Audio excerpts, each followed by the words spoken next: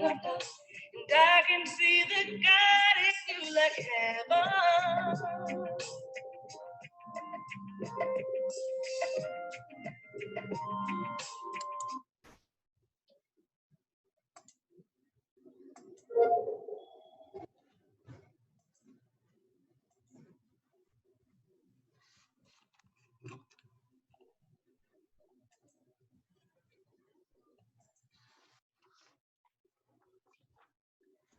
Good morning. Good morning. Rise and shine, everyone. Rise and shine.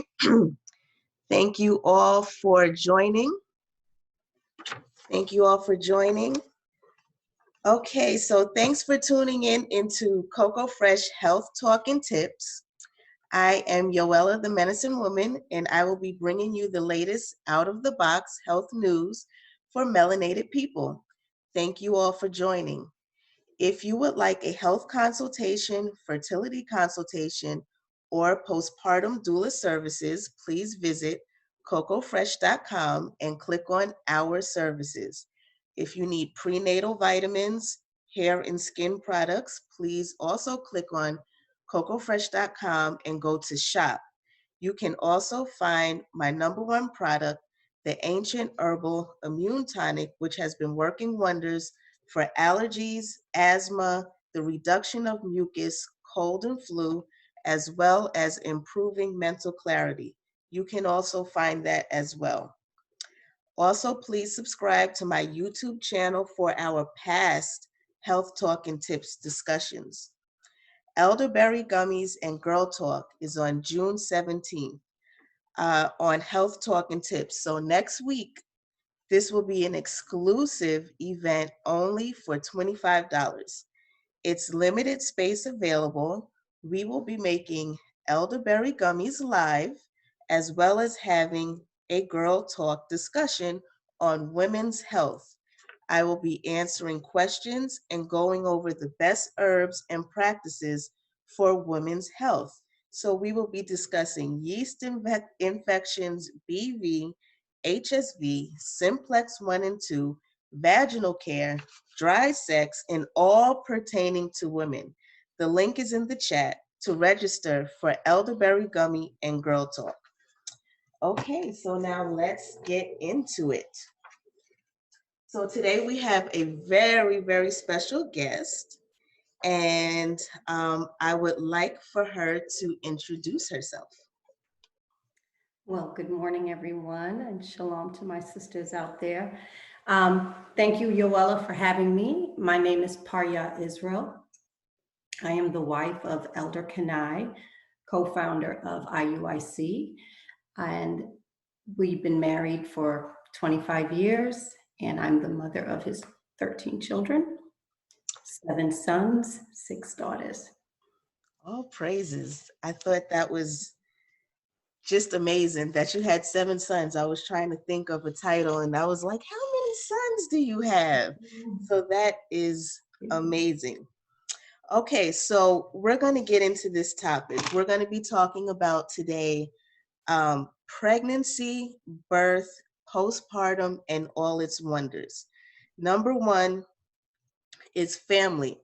The baby really, really needs a healthy family, a family that believes in the Most High, of course, and applies its commandments. Nothing else really matters to a child's health if your family situation is not balanced. You can breastfeed, you can give your child the best foods, you can keep your children active, but if your family and surroundings is toxic, then all that other stuff does not matter. That's why they say older parents make better parents. Older parents make schedules, they go to sleep on time, their eating habits are better, less toxic music, and overall behavior is just better. In the melanated family, or more specifically, the Israelite family, we would have achieved healthy habits and behaviors at a very young age. But a lot of us lost our way, and lost our righteousness. We need to diligently change that and build a healthier nation. Before pregnancy, I would like to go into a couple of things that we should do when we are actually planning, when we, are married, and then we're planning for a child. So one of the things that we should do is actually do a detox, start eating better. And this goes for the man and the woman, because we would love for a lot of toxins is in the male sperm, and we want to produce super children. So when we produce super children, we need super sperm. So then we need the mom to house a super child in a very strong body. Do you have any type of practices or anything that you do to prepare your body to conceive, any type of remedies or just eating habits or anything like that when you was in your younger childbearing years?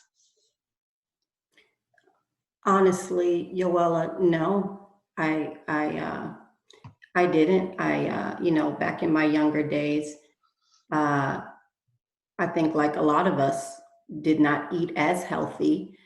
Um, but I would say that no, I didn't even prepare for pregnancy. It just kind of happened, and it was like, wow, took me to by surprise. But I definitely had my cravings once Yes. pregnancy kicked in. Definitely. Right, right. Absolutely. That's how it normally happens. We really don't get into thinking about preparation or family planning. We just kind of get together and then it happens. And, we're just such special people that, 9 times out of 10, our children are coming out healthy and happy. We're coming out healthy and happy on the other end of delivery. Also, just having, like I said, just having a very healthy family environment is really the most important thing for a child. Now, if you are planning as of now with all this information that we have now today, and just knowing that, uh, the Edomites or the white man or whatever has really designed for the eating habits that we have to pretty much kill us. So the standard American diet is a design to kill or have a nutritional destruction on our race. So with that being said, and with us knowing that now, it is best that we just keep the waste out once we're pregnant. So it irritates the reproductive system and the testicles. So Esau has designed foods that specifically attack the womb and the testicles. When betrothed or engaged, both men and women should do a big cleanse. Some say that you should make sure that you do a big cleaning of your home before the baby comes. So you need to do that big cleaning before pregnancy or conception as well. The goal is for the man to shoot a super sperm and for the woman to house a healthy um, and safe pregnancy for that seed in her womb. Same way, both men and women should cleanse their mind from trash. So also, besides the food, we should also pay attention to what we're thinking, to the music that we're listening to, and things like that as well. So during the pregnancy, stay away from mucus forming foods, eat as much alkaline foods as possible, reduce junk and processed foods, get closer to nature rather than more nutrition, and instead of just all that stuff that comes in wrappers and uh, packaged foods, Mhm. processed and things like that. So also getting a lot of sun.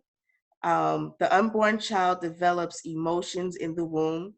So work on a mindset. So study, watch good movies, watch class, and what read your scriptures. Toxic thoughts will distort the child. So, giving good care during labor. So we could go into labor next.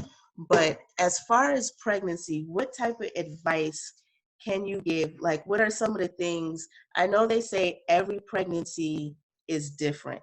You know, the way mothers feel during this pregnancy is not the way they felt during that pregnancy. What can you tell us about, since you had 12 children? What can you say about the different pregnancies that you had? 13, at 13. 13 children. 13.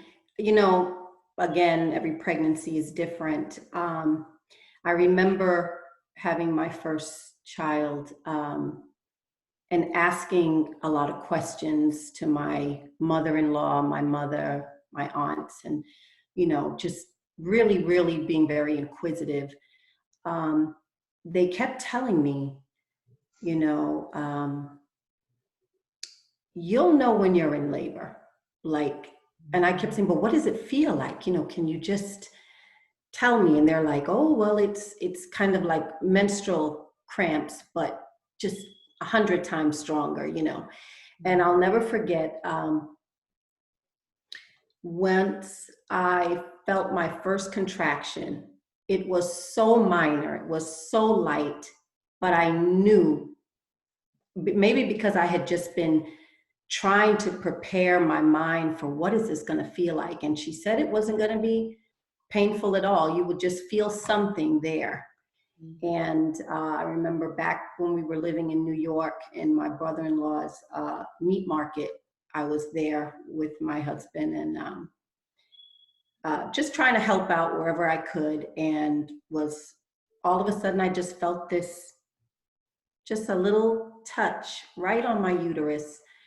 And I just said, wow, what is, you know, what is that? And it didn't feel like a kick, but it just, it, you know, got a little more intense as the hours went by. And I believe 17 hours later, I went into like full labor, went home, walked around in my little bitty apartment in East New York. I must have walked around that little 1-bedroom studio for hours. And, you know, I had nowhere else to go. This was like maybe 10 o'clock at night. I just was pacing around, you know, in And this this apartment. is your first child? This was your first child? and yes. And I remember calling my aunt who lived in New York, who, you know, told me to, you know, keep in contact with me. Let me know what you're going through. And I kept saying, Tia, you know, it's getting stronger. And she kept laughing. She'd go, oh, girl, you don't know nothing yet. You don't feel pain yet. And I was like, what? And I said, but no, it's starting to get stronger. And, you know, she kept laughing. And she's like, if you can talk and walk around and you're fine, you are not there yet. And I just couldn't, you know, wrap my mind around, well, how much worse is this going to get? Because it was starting to get uncomfortable. So went to sleep. In the middle of the night, I'm up and I'm like, it's on. It was getting there. Yeah. And I remember my Lord just being comforting, you know, supportive, trying to rub my stomach, asking me if I needed anything. And it became very unbearable. And that was when he was, of course, I was in contact with my doctor at the time, didn't have a midwife. And they would tell me, you know, time your contractions. And when they get between, was it 7 or 10 to 7 minutes apart, maybe, to call him. So by then it was on, and got to the hospital. And I had already let my doctor know that I was really planning to have a natural birth. So was they pushing C-section at that time, or they hadn't mentioned it or anything like that? No. this doctor that I had, she was very old school. I couldn't even believe that she was still practicing. She was way up in her 70s, but she was strong. Mildred Clark was her name. And this woman was all about it. And she was very encouraging. I think with it being my first time, of course I'm nervous, don't know what to expect, but I kept telling her that I really wanted a natural birth. This was the plan. So while I'm now, the contractions are much stronger, and it's just, my Lord and I in the room, and a nurse was there to check on me. I remember the contractions getting so intense that he kept telling me, focus, just find a focal point. And I remember there being wallpaper on the walls, and he kept saying, just focus right here and just stare at it, and just, and I remember praying, my head was covered, trying to just get into that zone. And I remember this went on for hours, and I didn't do Lamaze classes, but he was so good at what he did and what he's done for all of my pregnancies that, felt very grateful to the Most High for that, he was just really very focused at me staying focused. And I remember there was a point where I started sobbing and just tears rolling. And I said, I can't do this. I'm sorry. I'm all about it. But at this moment, and only because the doctor came in and mentioned epidural, but also hearing my, in-laws and things like that telling me, well, if the pain gets too strong, you always got that epidural. So, in the back of your mind, you have that option. But I didn't want it. But at that moment, when I felt like I couldn't take it anymore, I literally tears were rolling down my eyes, and I looked at my Lord, and I was like, I can't do this. Right. I want an epidural. And he was like, you want an epidural? Like, what happened? And this was the first baby. Huh? And this was the first baby. This was baby one. And I said, you really don't understand. I can't. He goes, yes, you can. You can do this. And at this time, he was, he wanted the natural birth, but I think there was that moment where he just was like, I know you can do this, but what am I to do? I'm here with you, but I'm not feeling what you're feeling. And I said, I don't think I can do this. And I remember the doctor coming back in. And I said, Dr. Clark, I think I want an epidural. And she went, oh no, baby, it's time. There ain't no time for no epidural. And I was like, it's time. She says, honey, you are 10 centimeters. You need to start pushing. And that was the moment of change in my life. That really, I couldn't believe it. Like, it was just too far. I was too far.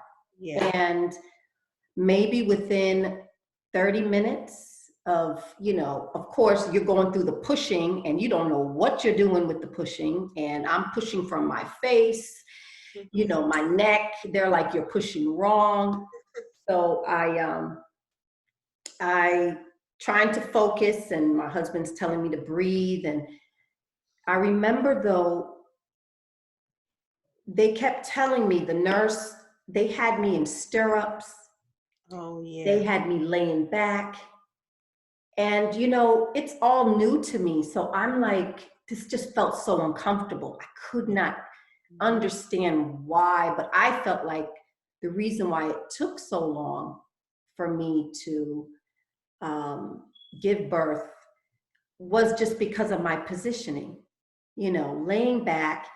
And I kept wanting to kind of lunge forward, and they kept telling me, old school, in the hospital, had me in stirrups, and eventually, just enough pushing, Kanai was born.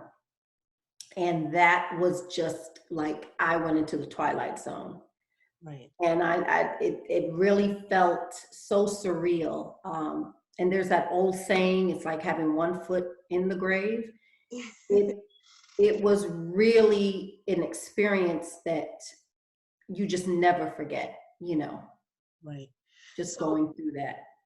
thinking back to that specific pregnancy, did you experience a lot of, did you have a lot of nausea, throwing up, headaches, things like that? Let me tell you all, before I had found out that I was pregnant, when I first moved to New York, and my Lord and I were married, um, he had introduced me to a cousin of his. And in meeting her, of course, we greeted, hugged. Throughout the conversation, she told my Lord that she had just gotten over a stomach virus. And her son were, really, really sick for a couple weeks. And so anyway, I, kept that in the back of my mind. Weeks into, newly married and everything, I remember I started to feel nauseous. And I insisted and told my Lord that, oh, I caught that stomach virus from your cousin. And, he didn't think anything of it. He's like, yeah, okay, all right. Well, this went on for so many weeks. This was maybe over a month, maybe going on 2 months. I am sick. I can't eat. I am vomiting like round the clock. Every smell that he had on, or I went into the bathroom, if I smelled soap, there's just so many different scents that were going on. And it became like clockwork. I kid you not. Between the oils that he was wearing, the soap that we were using to bathe with, and I'll never forget, I think it's CBS or NBC News would come on New York like 6 a.m. and it would go ding, ding, ding. And every time I would hear that, because, he was getting up, going to work, and I would hear that, he would come out the shower, I would smell Irish Spring, and one of the oils, it was myrrh or frankincense he was wearing, that mixture, I was running to the toilet. I mean, I was so sick that I vomited from the time he left in the morning, throughout the day, to the moment he walked in. He stuck the key in the door, and it was like clockwork. Boom, I was in the toilet. I had literally red blotches on my face from constantly bending over and vomiting.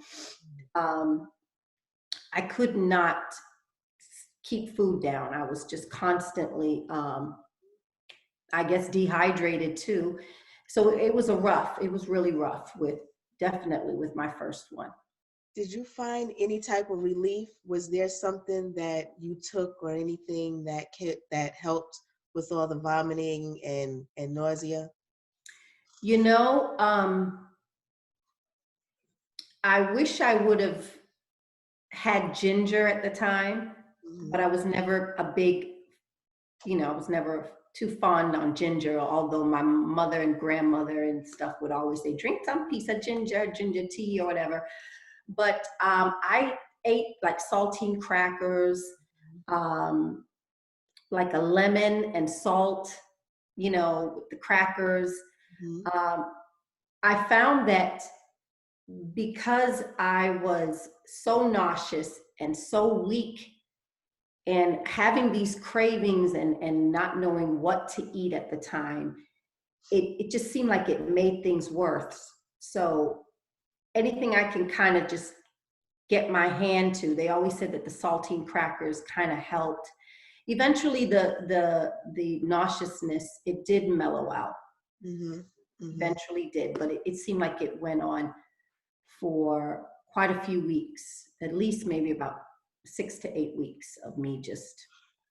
Normally, during my pregnancies, I lose weight. So I end up losing a significant amount of weight, and then I don't put the weight back on until I'm breastfeeding. Did you experience anything like that, or you normally gain a lot of weight during your pregnancy?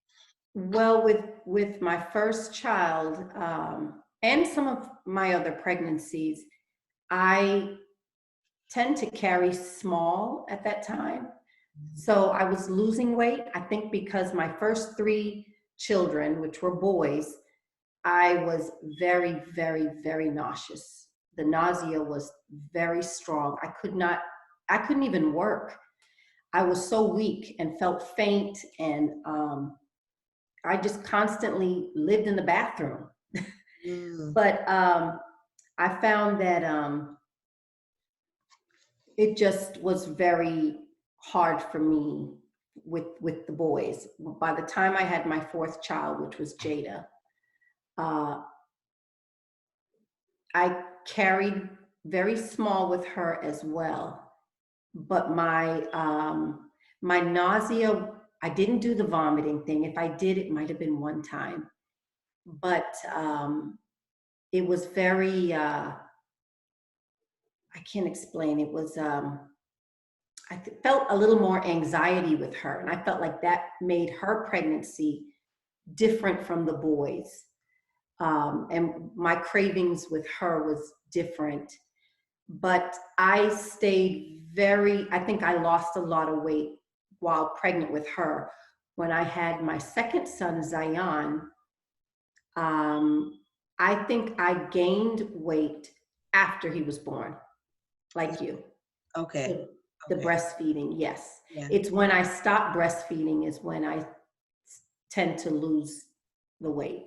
Right. Right.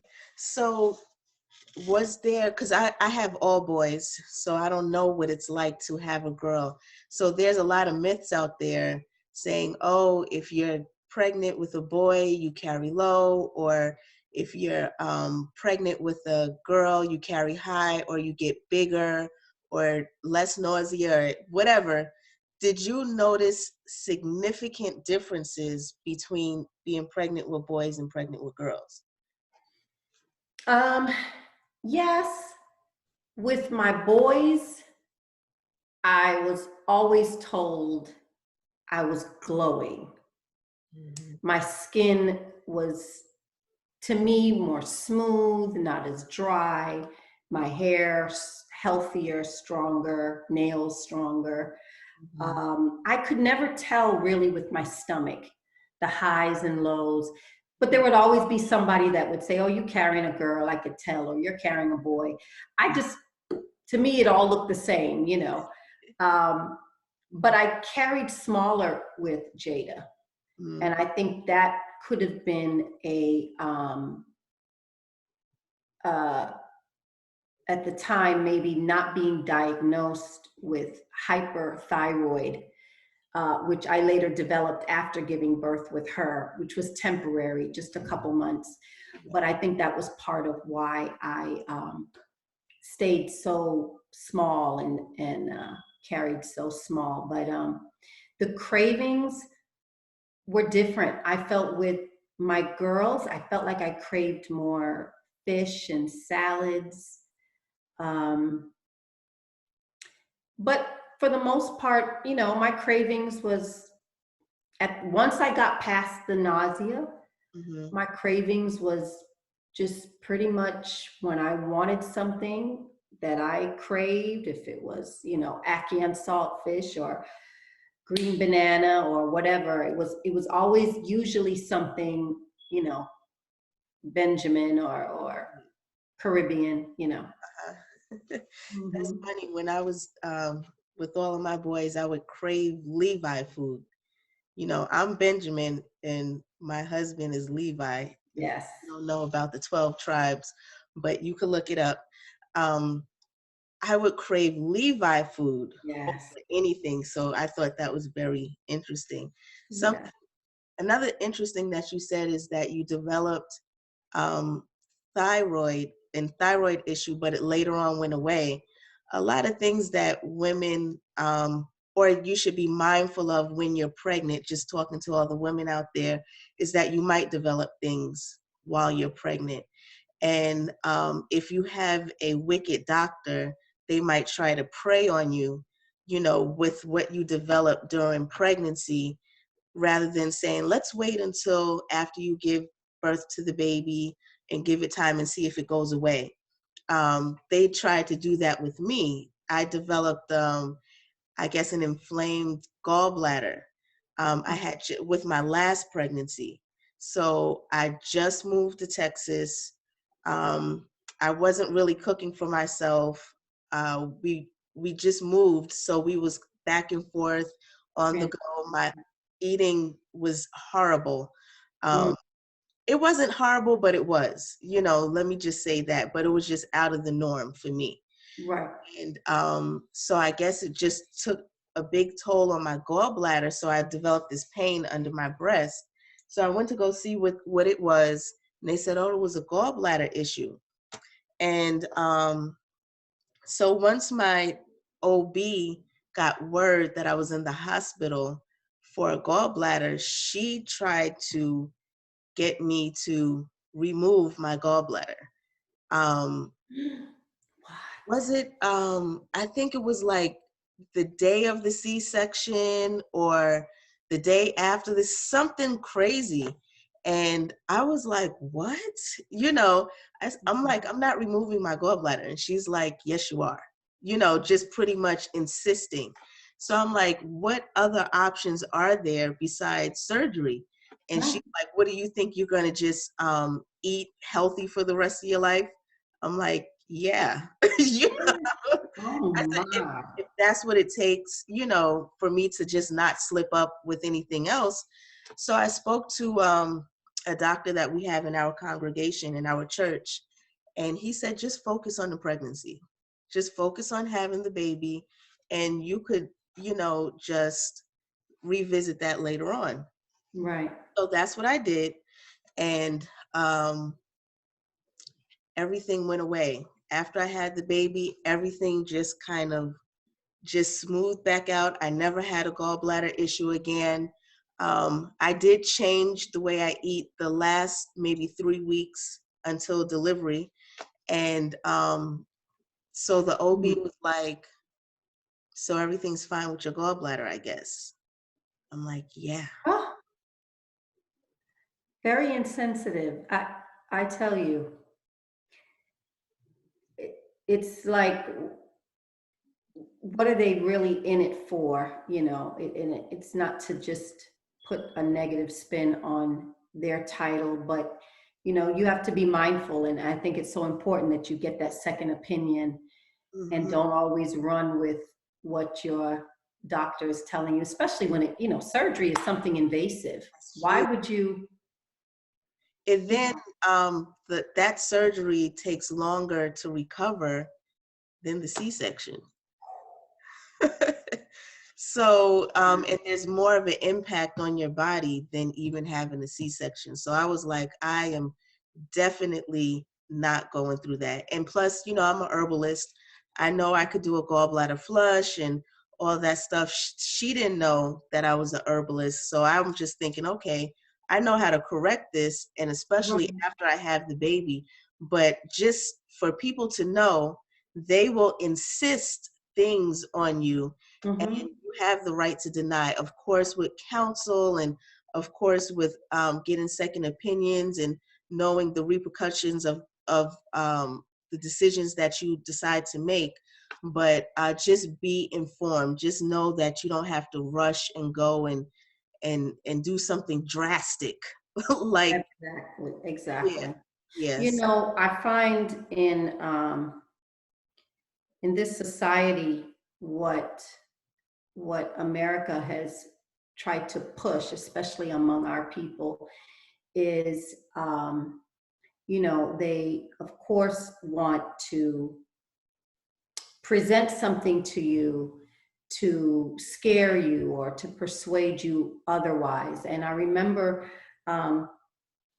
when having my first few of my children, being pregnant, and at the time living in New York, I remember the doctors or the clinics that I was going to would always want to do this test where they would tell you, it's just procedure, where they would want to take this needle about this long, Yeah. and inject you in your stomach to take out some of the amniotic fluid to test for Down syndrome.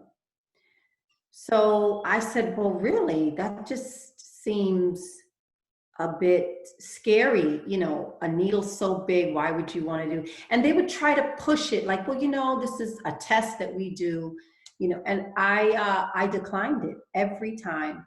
Mm-hmm. And they would kind of be, well, are you sure? And I was like, well, for what? Why would you want to test my amniotic fluid? What is that going to determine? Well, if the baby has Down syndrome. I said, well, if the baby has Down syndrome, if that's God's will, Right. then let it be. But why are you telling me this? And later on, they would say, well, it's just in cases of, if you want to commit to that. Meaning what? Why wouldn't I want to commit to that? That's my child. So they would try to, put it out there. And if you're not educating yourself or doing your own research or asking questions, they will take whatever it is that you are not privy to and use it against you. So because I started asking questions and saying, well, no, because I had no plans on aborting this child. And I was offended. I was like, how could you come to me with, you want to check my amniotic fluid?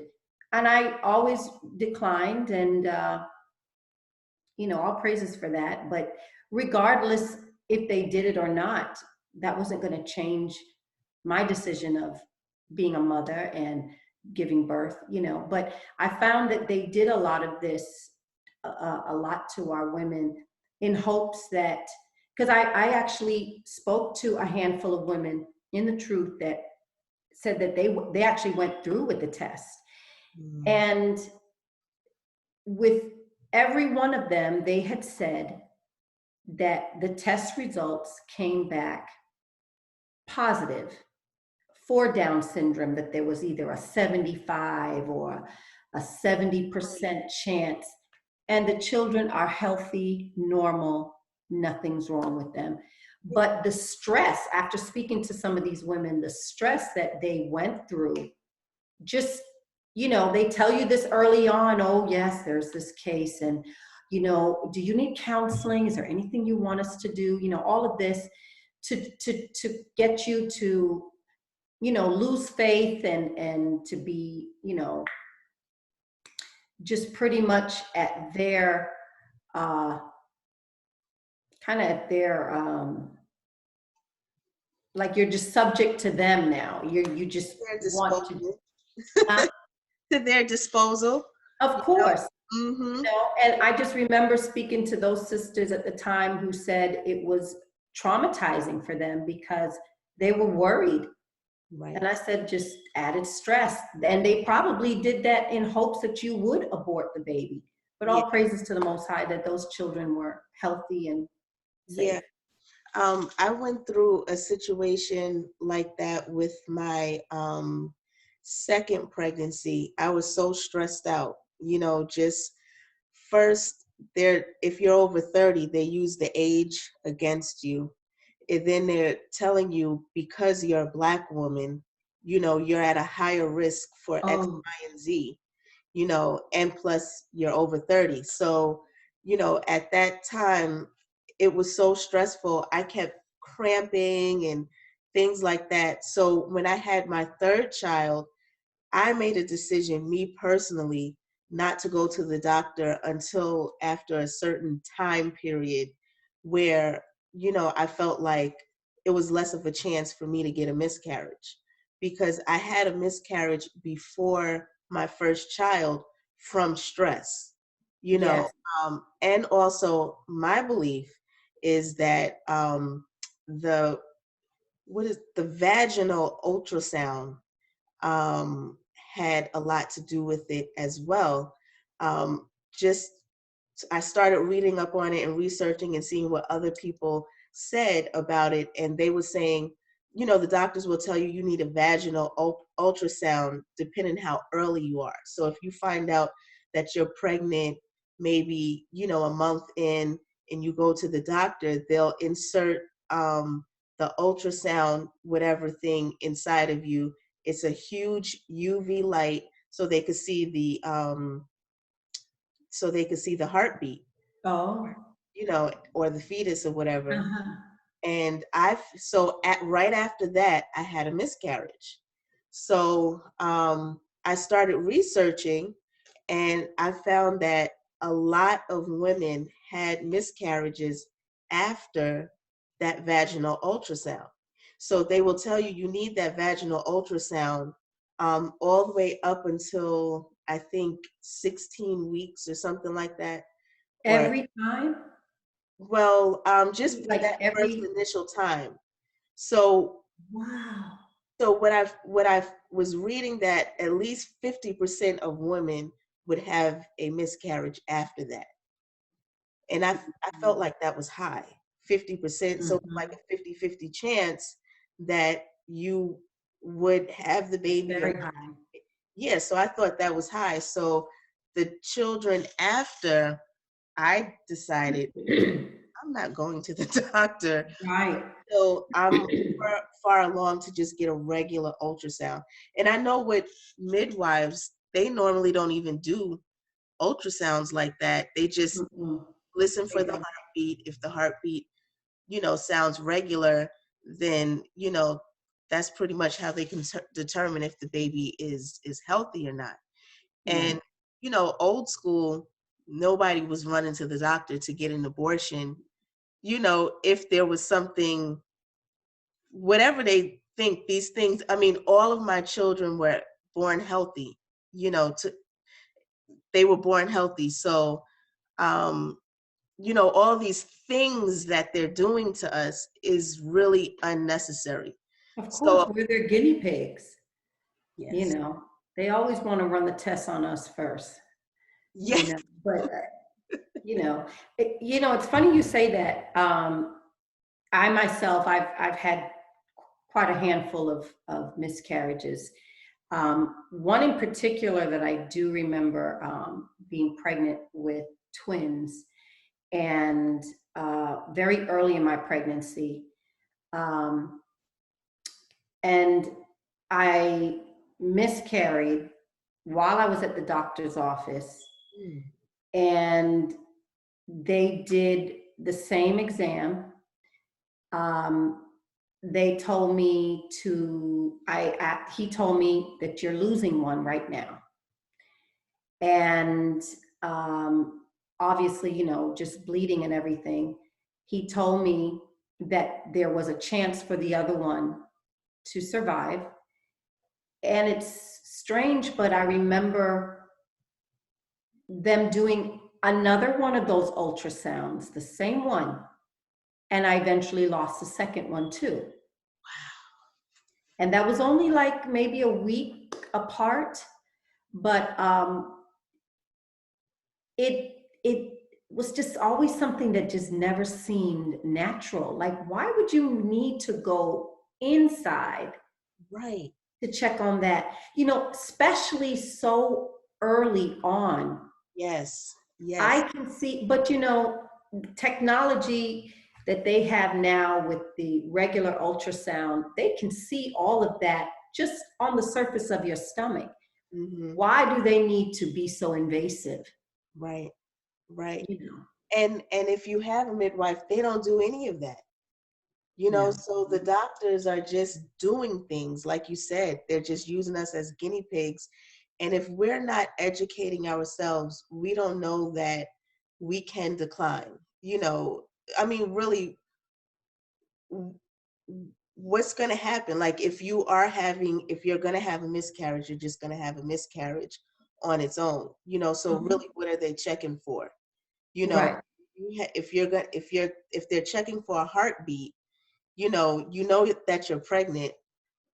You know, what are they Yeah. looking for? Yeah. So, You're right. um, I made a conscious decision. I told my husband, I said, okay, I'm not gonna even go to the doctor until I'm a certain couple of weeks. Mhm. And if they still insist, I'll just decline, And from that point on, I never had a miscarriage again. And a lot of times, miscarriages, I was told when I had that first miscarriage, I was told that if there is something wrong with the baby, this is what this Black lady told me. She said, Mhm. God will abort it for you. So a Mhm. lot of times when you have a miscarriage, there is something wrong with the baby. There is something Yeah. wrong, so it will just expel itself. So Right. that's God's natural way of doing things. But That's all right. these other things that's going in us and probing us, you Probing know, us. Yeah. Yeah. yeah.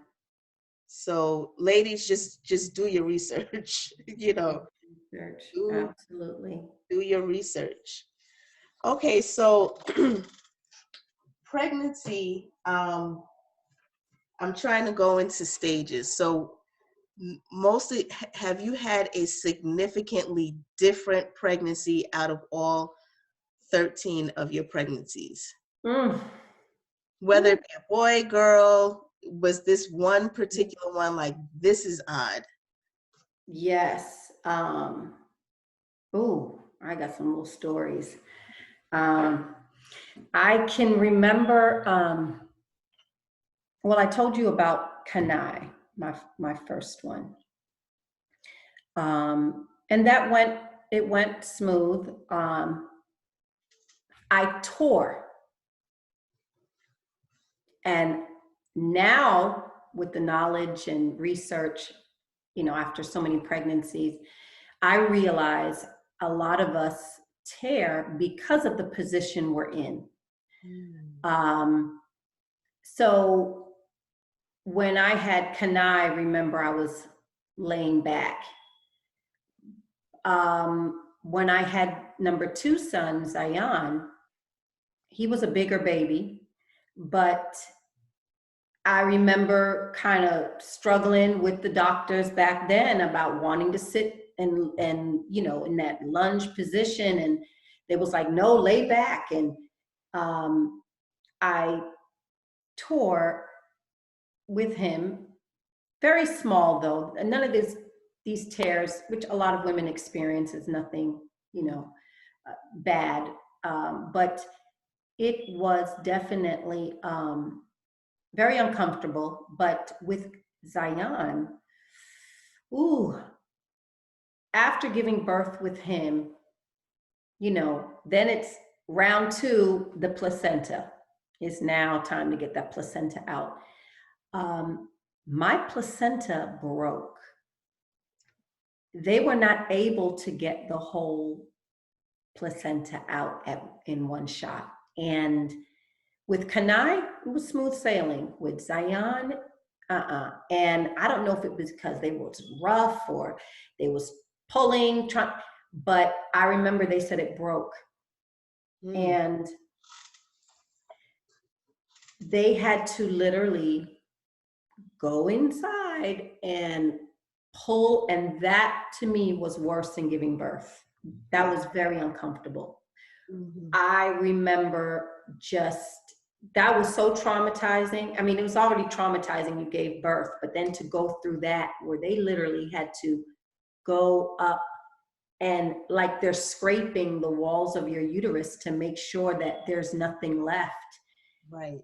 That I felt like almost damn near killed me and then on top of that, I remember them finally when they got the rest of it out, the doctors left. I'm on the, table there, and I'm waiting now for some medication to kick in after. It's like they forgot about me. And I remember on that table, literally, I started shaking. You're already going to naturally do that after giving birth. Yeah. But I felt negligence on their part, that I just felt like they were just leaving me to die. Right. Because it was over an hour. I'm just laying there, shivering. And a nurse came in, heard me moaning, and she's like, "Honey, are you okay?" And I said, "No." I said, "They were supposed to come and give me something for the pain, and they haven't." And she was like, "Oh my goodness." She's checking my temperature. I mean, I'm just literally trembling. And they finally came in and gave me Pitocin, which I had to find out after having Zion that I was allergic to it. Makes me itch. It was so strong. That Pitocin is, I'm sorry, Percocet. Percocet. Oh yeah. Right, Percocet. That's what they gave me. And I must have had an allergic reaction to that. It was just made me itch all over. So then they had to give me some sort of Tylenol or extra strength. But that kicked in. And so with Zion, that was that last moment of, the whole after the delivery, that was always something that struck out to me, just going through that part of removing the placenta. But his birth, surprisingly, was very easy compared to Kanai, as far as by the time I got to the hospital, they're talking to me, I'm chatting with the nurses, and they're like, "Wow, you're so relaxed. And this is your baby number 2. And I was like, "Yes," and they're like, "Well, let's check and see how far along you were." I was 7 centimeters. And I was so taken back, because when I had my first child, I went to the hospital. I was maybe only 4 centimeters dilated, but I was in such excruciating pain, could barely talk. I'm just trying to hold it together. With my second son, I couldn't believe by the time I got to the hospital that I was already so far along, 7 centimeters. I was like, "Oh, just 3 more centimeters to go." And, so it happened within hours, maybe 4 hours, 4 to 5 hours after I had given birth to Zion. He was just a little harder to push, just because he was a bigger baby, 8 pounds, 5 ounces. By baby number 3, Nathan was something else. Going through, by this time now, your body, what you're kind of experiencing, you feel the contractions, trying to time them. I knew, okay, I'm in active labor now, but they weren't, consistent. I would get strong ones, and they would get mild, and they would kind of fade away. Then I'd get a strong one again. But I knew, hours were going, and I said, "You know what? Trying to keep a consistent timing of the contractions." I felt like, okay, it's time, babe, let's go. And drove me to the hospital, got there. I'm talking to one of the nurses and someone at the one of the staff members, and they're asking me, "What baby is this now?" I said, "Oh, baby number 3." And they're like, "Well, maybe you should go home when you're really in labor." And I went, "Excuse me? I'm in labor." "Well, you seem too calm." And I said, "How are you going to tell a mother, this is my 3rd child, like, what do you mean I'm too calm? What, you don't believe me?" "Well, you just seem so calm." And I said, "Well, as a matter of fact, as we're speaking, I'm having a contraction right now." So they wanted to send me home. Yeah. And I said, "Listen," and they said, "Okay, let's just check her out and see How far." Right. I got there, I was 4 centimeters dilated, and they a doctor came in and said, okay, they decided, you know what? And let me tell you something. I know that was the Most High that moved her spirit, because when they she decided she didn't want to take any chances. She's like, this is your third child. You didn't have any complications with the others. And I guess based on my record, she could see that, the births were coming. She didn't want to take that chance of me going home. Mm-hmm. She said, let's just run a test again, and maybe to speed up the process, let's give you a enema. Honey, that enema, they gave me that enema. I remember I was like, 4 centimeters? In about 20 minutes, I jumped from 4 to 10. Wow. By the time they gave me the enema, rushed me to my room, they're telling me, hold it, you go to the bathroom, and it was over. It's crazy, because this particular pregnancy, for some reason, this hospital, I believe it was Brookdale. Anyway, this hospital, they would not allow my husband in the back with me until the baby's going to be coming, until birth. And I kept saying, but what do you mean my husband can't be with me? He's always here. They're like, well, he has to just wait in the waiting room, And then you're dealing with the miserable Benjamite women, them, and how them. So I said, Miss, please. And they was like, no, ma'am, you have to come back here and all of this. And so they took me to my room. They had given me the enema once I got into my room. That's right. They decided they were going to give me the enema. By the time they gave me the enema, left the room, I had to make it from my bed, carry my little IV, whatever, to the bathroom. No, I take that back. They didn't give me an IV then, but they let me go to the bathroom. I was in the bathroom. My light switch was not working. So I'm in the dark. There's no one in the room with me. And I just had an enema, and I'm in the bathroom too long now. I'm getting to the point where it's so comfortable. I'm really like, I had to really get my mind together that I can't be in here this long. Something isn't right. Mm-hmm. And I'll never forget, the pain was so intense. I am shaking, and I'm, trying to clean myself up, and I had to crack open the door so I could see, because it's pitch black in there. There's no window, nothing. Mm-hmm. And I opened my door. I'm hoping someone is in my room. My Lord is in the room, someone. There is no one. When I opened my door, I looked down on the floor. There's blood everywhere. And I knew at this point, something is not right.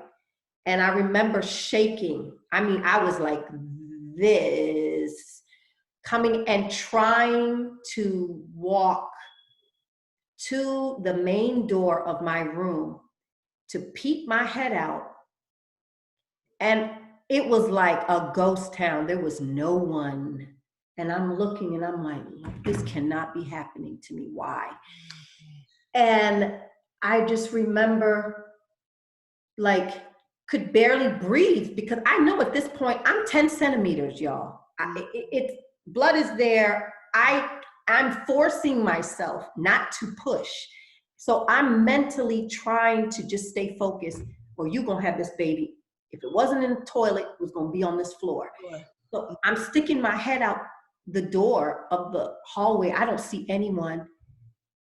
And finally, I'm out there. I see a nurse way down the hall. When I say way down, she looked about this small to me. Okay, way at the end of the hallway. And I did just like this. help. I whispered. I couldn't even say, help. I just, help.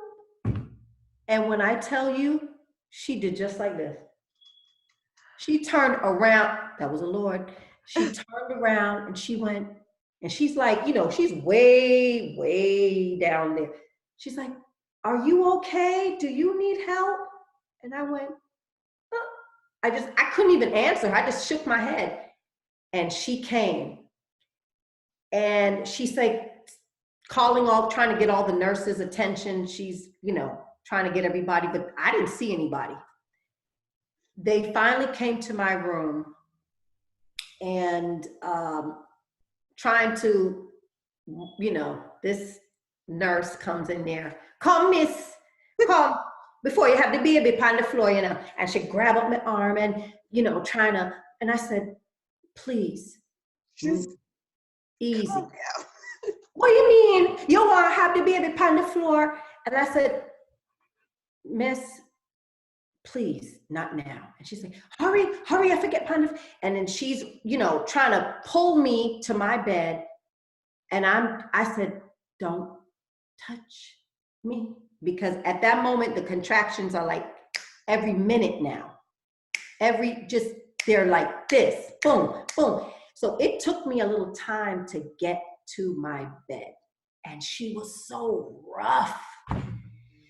And I felt so fragile. And I'm just like, and so she's trying to grab my leg to get me up on the bed. And I'm fighting her like, don't touch me, wait. And I'm making these little moves just to get my leg on the bed. And she's trying to hold my gosh. So by the time I'm laying there, they're like, yes, baby, come in now, and this and that. And another nurse walks in and they go at it. These two nurses are going at it. And I'm there 10 centimeters ready to push. And I'm like, this cannot be happening to me. Wow. And they're arguing about who's going to put an IV in my arm. And I'm looking at them like, IV? Right. Who? No. I said, I don't want an IV. No. We have to put IV in your arm, my dear, because, and they're arguing about, well, who's going to do it? And I just felt like this was so unprofessional. Mm-hmm. I was so irritated that, wow, where is the compassion? Where is just, you know, I was through, y'all. I was so through. And by this time now, they, of course, yes, they put an IV in my arm. They're telling me, wait till the doctor come. I said, well, where's my husband? I need my husband. Finally, they went and got him. By the time they went and got him, a doctor came in, told me, you could start pushing. My husband walks in, baby's head is crowning. So he came in just in time, and maybe by 2-3 pushes, baby was out, just like that. Like it happened that fast. Wow.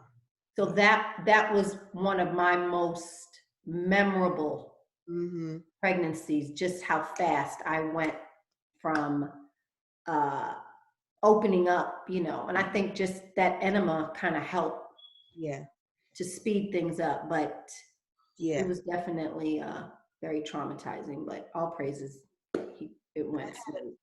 I had a traumatizing experience, and it's very important for the ladies to speak up, you know, because they will neglect us in the hospital. And we went over this, I think, in the first health talk about, you know, having advocates there, having people there, just to make sure they're saying, what, you know, my wife or my sister, my daughter, you know, she's in pain or whatever. Because when I was having my first C-section, after they, you know, delivered the baby, they have you on a waiting, like in a, I don't know if it's triage at that point or, you know, recovery. Triage. I just felt, so I just felt all this gushing, just a lot of stuff coming out. And I could have just said, I guess that's not normal because this was my first child. Yeah. I didn't know, and I just had a baby. But That was your water broke. no, this was after I had the baby. My water had broke, and Oh, okay. Okay. yeah, all of that happened. My water broke. I went, did the had the contractions and stuff like that. Then that's a whole nother story, just how it happened, how they set you up.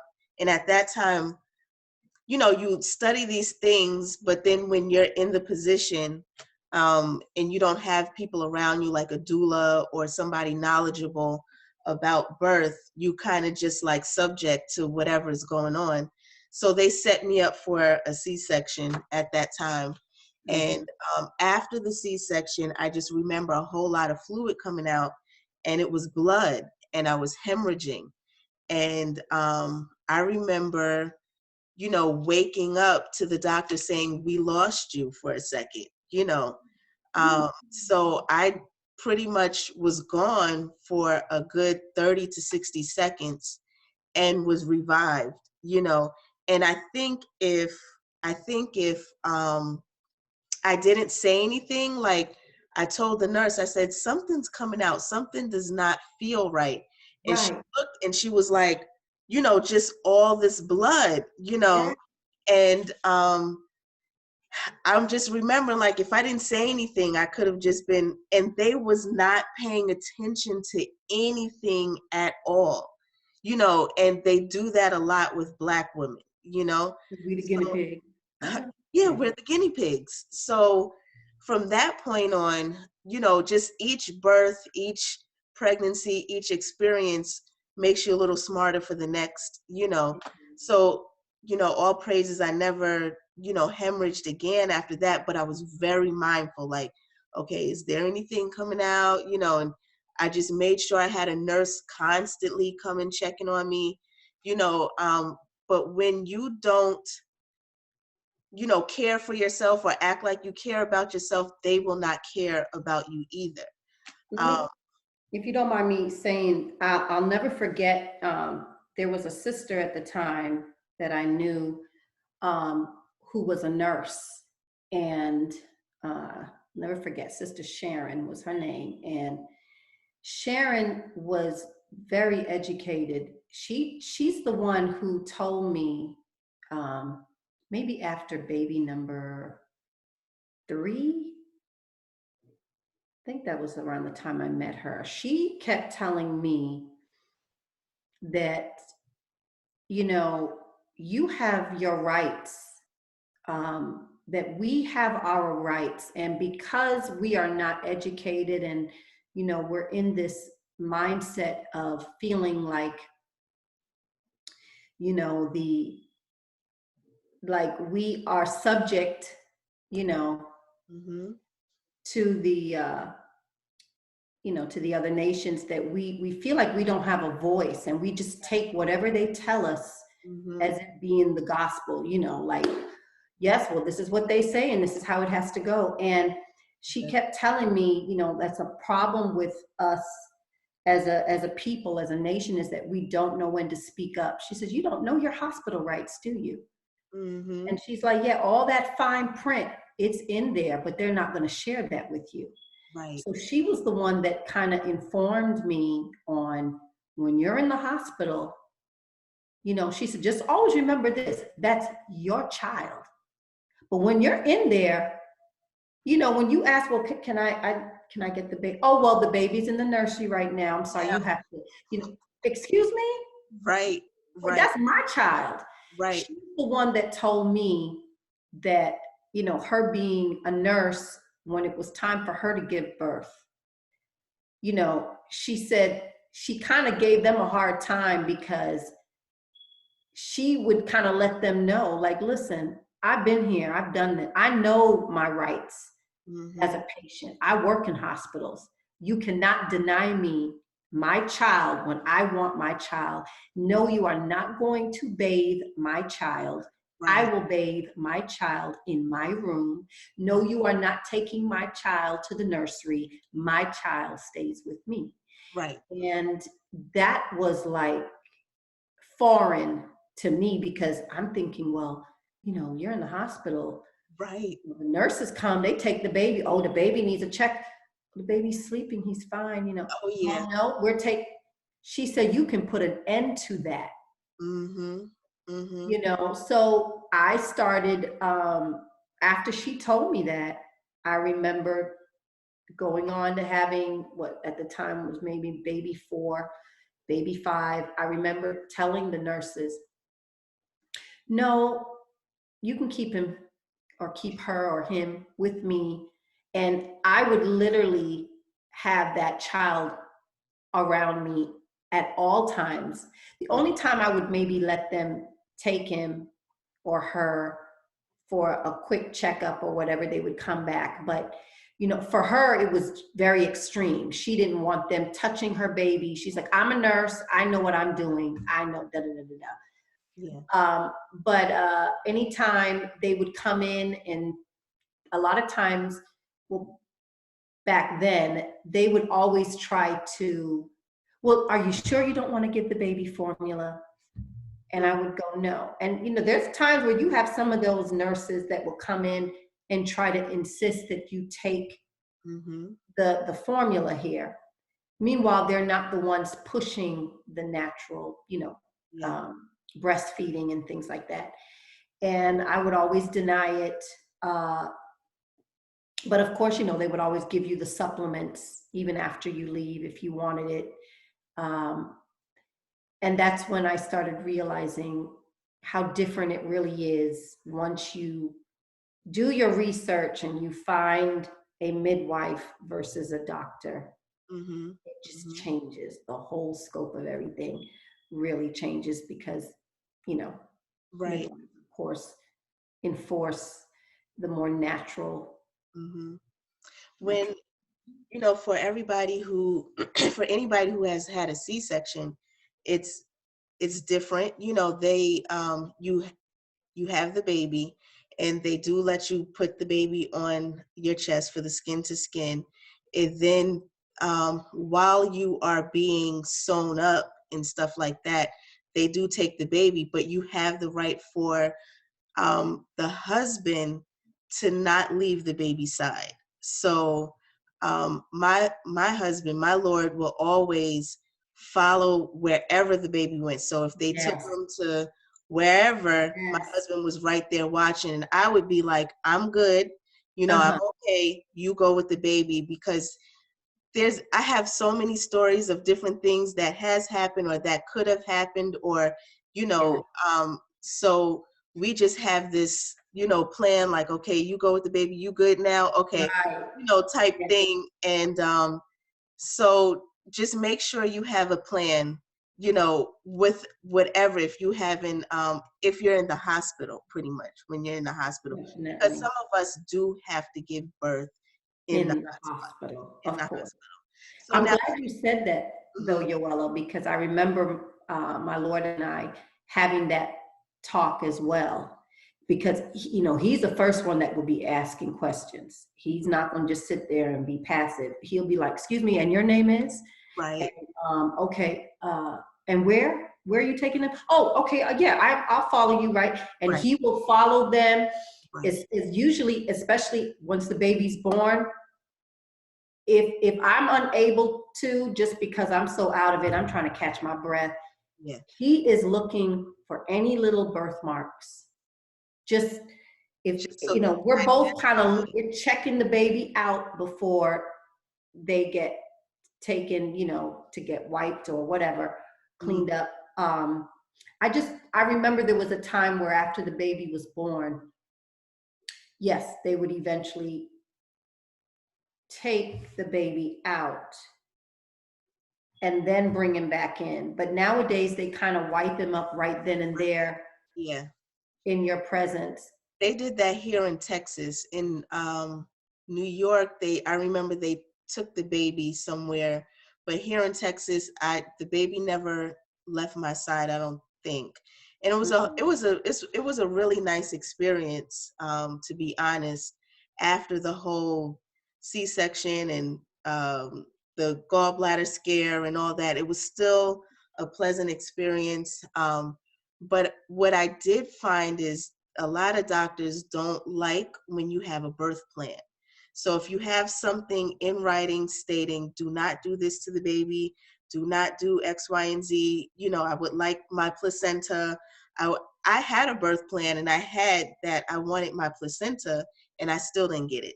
I don't know what they're Yes. doing with the Black woman's placenta, but Oh, good. that's a whole nother um, show that we could talk about what the whole placenta thing and why they don't give it up so easy. Um, Yes. They but want that cord, the, mm-hmm. stuff that's in the cord, Yeah, yeah, in the cord, yes, mhm, yes. I that remember. melanin magic.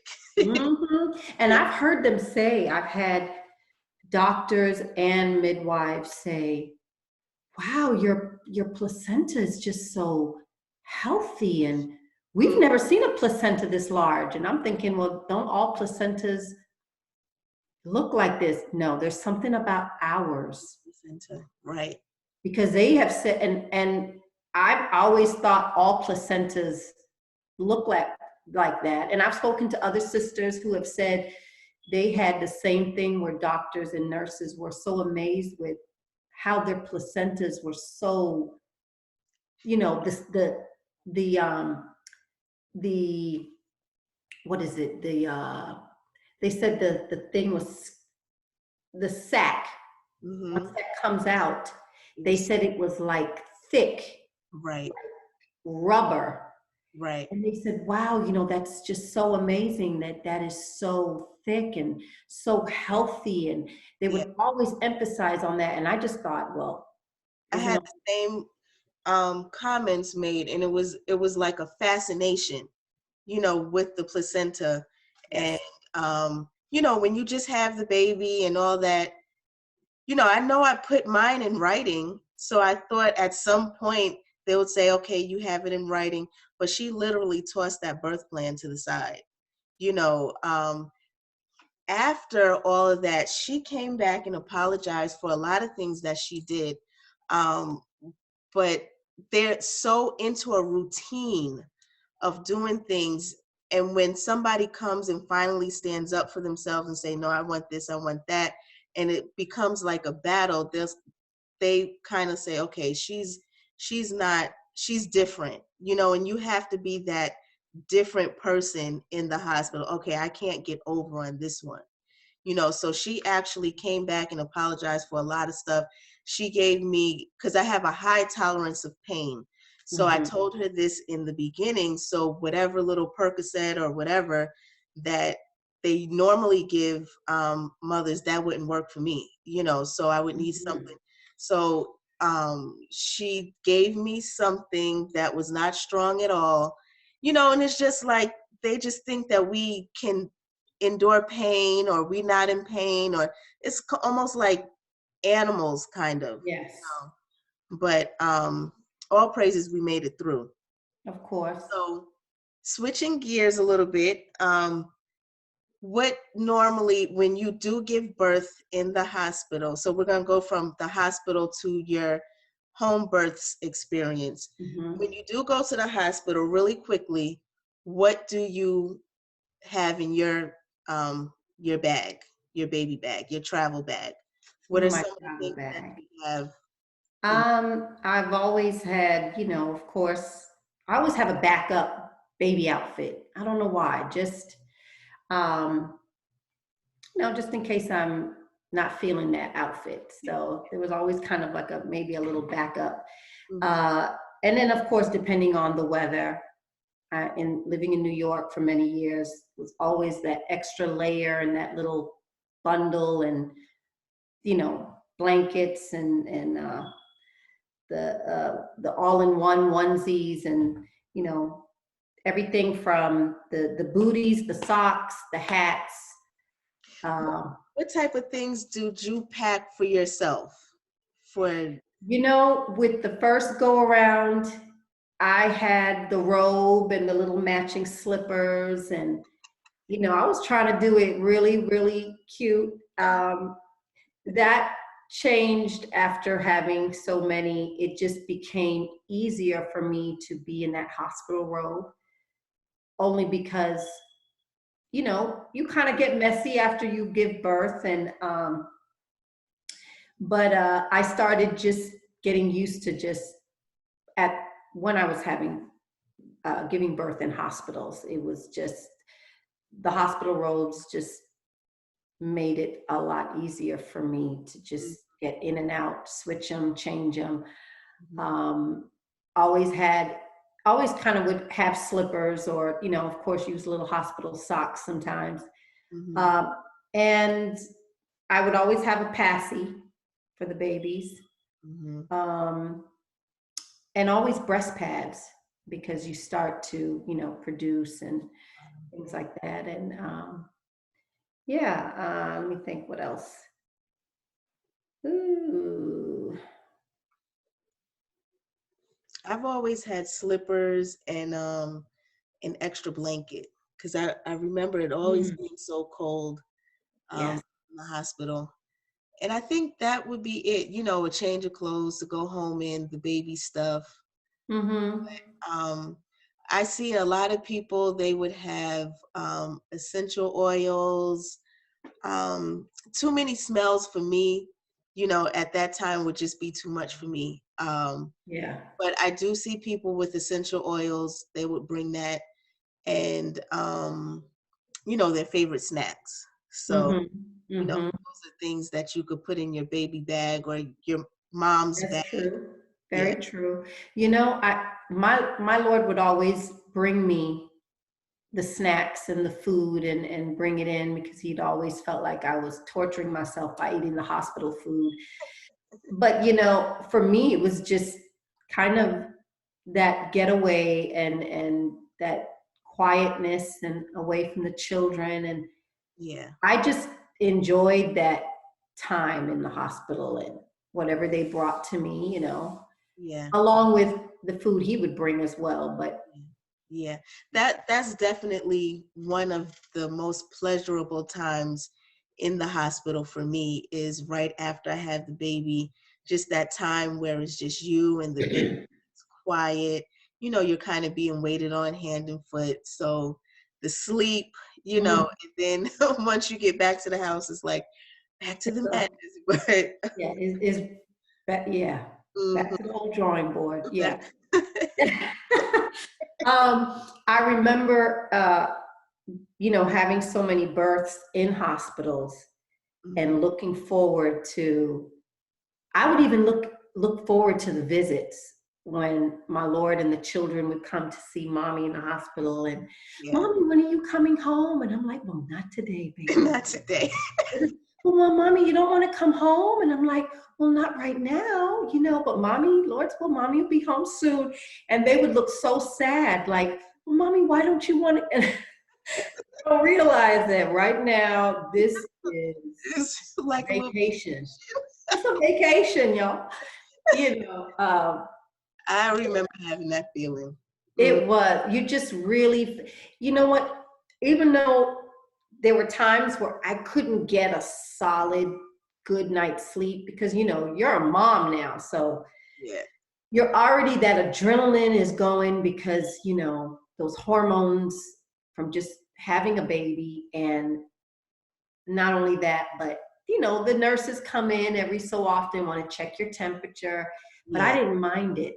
yeah. And then they would ask, do you want anything? Would you Mhm. like a cup of ice or some, you know, some juice? Would you like something from the kitchen? And I would go, yes. Can I have a little fruit cocktail? And, you know, just something. It was just so nice that they would just come and bring you some Yeah, ice water or, you right. know, cup of tea or whatever. It was just like, yes. Mhm. So I would really just absorb it all while I was there. And of course, when I got home, my Lord he was Pleasurable too. very attentive. Yeah. He Mhm. helped, you know, he was very on top of trying to help me as much as he could, but then he would have to go back to work. Yeah. But Yeah. then, you know, I'm home with a newborn and a bunch of kids and Right. Right. mhm. That the lactation specialist that or the lactation support I always liked as well. They always had a way of making me feel comfortable about breastfeeding. Normally, you know, I start lactating right away, and all of my boys latched right away. But I can't remember which child. There was a little bit of an issue. It was just hard. But, I remember getting home with one of my children. I think it was Aaron, and he had a little bit of trouble breastfeeding off and on for the first uh, maybe 6 weeks of when I was home. And there's 24-hour lactation specialist. I remember calling somebody 3 o'clock in the morning, like, I don't know what's going, and she was just there, just walking Wow. through it, just giving me encouragement and things like that you need. So sometimes we don't utilize the services around us. They tell you, they give you pamphlets, 24-hour lactation specialists and things like Yeah. that. And then we're, out of our minds once we get home. It's like, let me pick up the phone and call somebody. And it worked. Whatever she said or whatever she did, it worked, because I was able to start breastfeeding him full time by that time. So Yeah. all Yeah. praise to that. Yes. And they can help you out when you're so engorged. Yeah. You feel like your fever is up to your neck. Yes. You're in so much pain. Yeah. Right. Yeah. Mhm. So now, switching gears, having your children at home and adjusting to having that new baby at home with the other children. Um, did you utilize any doulas or family members or anything like that? I sure did.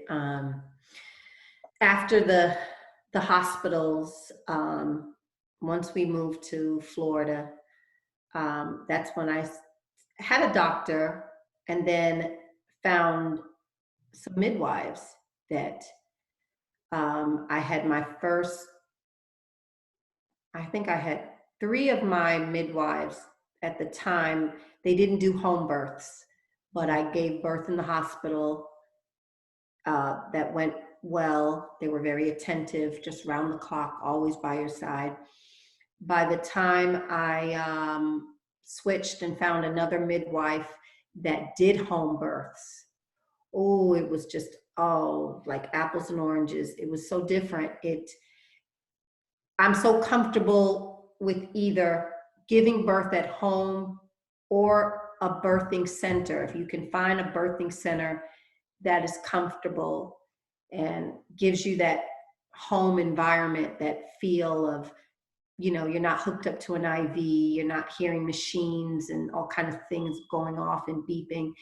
It really makes a difference. So when I had my first home birth, I actually had a water birth. Uh, that was very different. That was actually very relaxing. Um, Especially just, you're able to be in the position you want to be in. Even in the hospital, when I had a midwife in Florida, they would encourage, get on the ball or however you want to do this, honey. If you want to lay over the bed and, you want to be on your knee, whatever you wanted, it didn't matter if it was on the bed, on the edge of the bed, they were there for whatever position I wanted to be in. And it made my births easier. They just started to get a lot easier. Still painful, Yeah. still painful, but it just became easier. So from that, having a home birth, I had the options of on, either in the bed or in my tub. Mm-hmm. And at the time I had a big enough tub, so it was very roomy. That was a very enjoyable experience to give birth in the water. It seemed like the temperature of the water helped to kind of loosen up my muscles because I would tend to get a lot of back labor. Yeah. I did have um, not only my husband, because he's always been there, but I decided to really utilize the sisters around me. I had Deacon Abiel's wife, Azaria, being there because I was there at her birth. And it was just always something. I was always at someone's birth. And I decided to really kind of just open up a little bit and let certain sisters there that really wanted to be there to help. And that was a blessing, really, to have the support of, the sisters there. And so that went well. But that's a whole nother thing with the water births. You want to make sure that you're not pushing too early, only because you can get really tired, because that heat in that water. And that happened with one of my births. They were letting me, go ahead and you can start pushing. And I think I was just pushing a little too early. It just wasn't time. And I kind of wore myself out. I was hot every time, between my mother and some of the sisters just getting, cool washcloths to keep my head cool. And 1 minute I was indecisive if I wanted to go in the tub because I was tired. I just wanted to lay down. And then last minute, I just decided to go ahead and get back in the tub and had the baby. So that went well. Then I've experienced actually going into a birthing center, because when we moved to Texas, my bathtub just wasn't as big. I didn't feel it was enough room in there for me to be comfortable. So the birthing center offered that option if I wanted to use their facility, and I did, and I really loved it. It was very cozy, and I could pick whatever room I wanted, and you just didn't feel like you were in a birthing center. It felt like you were in a nice home, So that was a great experience for me. So I've had a total of 3 water births, and my last son, I tried to have a water birth. I really did. I tried so hard, but he would not. It seemed like every time I sat in the water, my contractions would stop. As soon as I would come out the water, the contractions were coming. And I kept thinking, okay, well, he's here because they're getting stronger. And I would get back in that water and he would just be on chill mode. Right. And I said, this is not going to work. Right. And I literally ended up having him leaning over my bed and just giving birth that way. Yeah. And that went well, but I felt like that pregnancy went a little longer because I decided I didn't want them to break my water. I said, I've had it. A lot of times they've had to break my water because they said that the sac was so thick, but they could see it bulging, but they needed to kind of prick that. But I wanted to see if my water would break on its own. And it just seemed like it just wasn't happening. I think I just kind of delayed the whole birthing for longer hours than I probably could have. By the time they broke the water, within like 20 minutes, he came, and he was my biggest baby, 9 pounds. Wow. And this was your last son? My last son. Woo, took the breath out of me. I couldn't believe how big he was. They said I only gained 13 pounds in that pregnancy. So it was all him. It was all baby, placenta, and water. So wow. Yeah.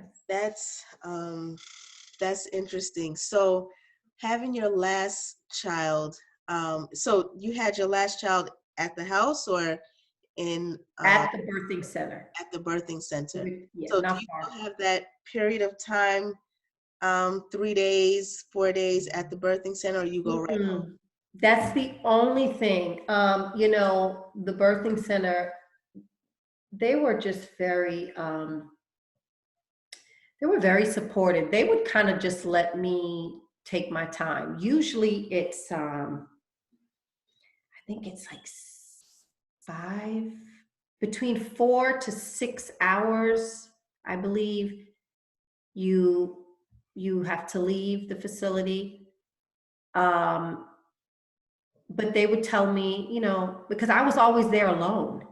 Mhm. Anytime I would give birth, and I've given birth there twice.